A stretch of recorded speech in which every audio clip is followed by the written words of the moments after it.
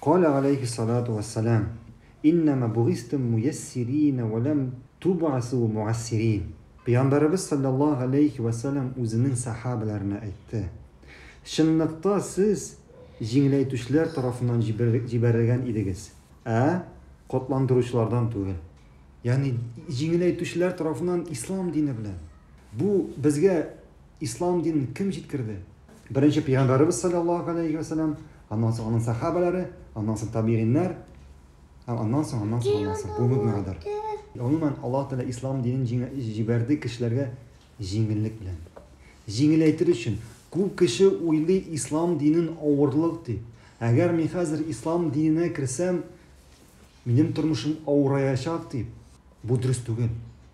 İslam dini keldi jingillik uchun. Nindigina musulmondan, qo'ysigina musulmondan so'rama, durust yo'lda bo'lgan musulmondan. İslam dini og'irmi deb aytishak, yo'q deyishak.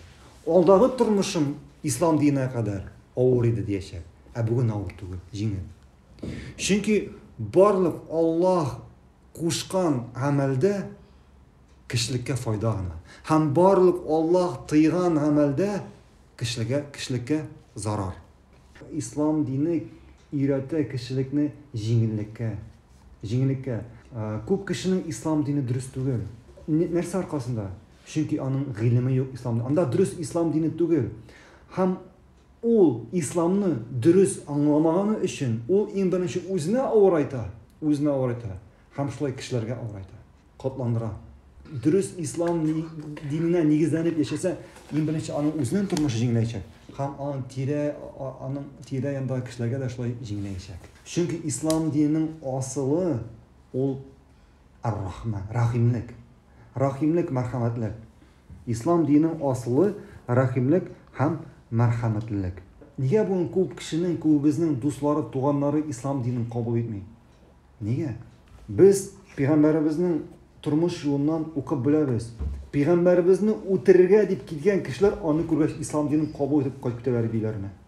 Onu o'tirga deb kelgan kishi Peygamberimizni ko'rib, onun bilan qisqagina vaqt yashab olgandan so'ng islom dinini qabul etadi. La ilaha illalloh deb onun holatin ko'rib, onun kishilar bilan aralashuvini ko'rib, onun o'zining tira-yonda sahobalar bilan muomalasini ko'rib kishilar shok qotib islom dinini qabul etadilar edi. Ham shulay sahobalar. Bir sahaba ikkinchi bir shaharga borib, shu bir sahaba orqasida butun shahar islom dinini qabul etadi. Bugungi kunda bizning kunlarga ham qaytsak, ko'p bizning tug'anlari, oilasi, atiyanisi islom dinini qabul etmay, ko'rishlari islom dinini qabul etmay, musulmonni ko'rgachdan, bu musulmonni ko'rgach, kirisincha islom dini turunda nashar o'ylay boshlar. Qo'rqalar, uning qiyofatini qarab, onun yürüyüşüne qarab, onun g'ururlig'iga qarab, kishilar bilan suylashuvine qarab, bu albatta durust islom tugul. Chunki islom dinining asli rahimlik.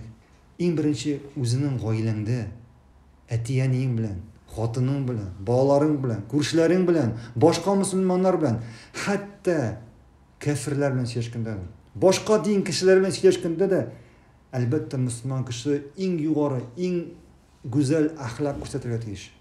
Anladingizmi? Ham shunga ko'ra Peygamberimiz sallallohu aleyhi ve sellem aytdi o'zining sahabalarına, shunniqta siz jinglaytuvchilar tarafından jiberilgan edingiz deydi. Qotlandıruvchilar tarafından tugul.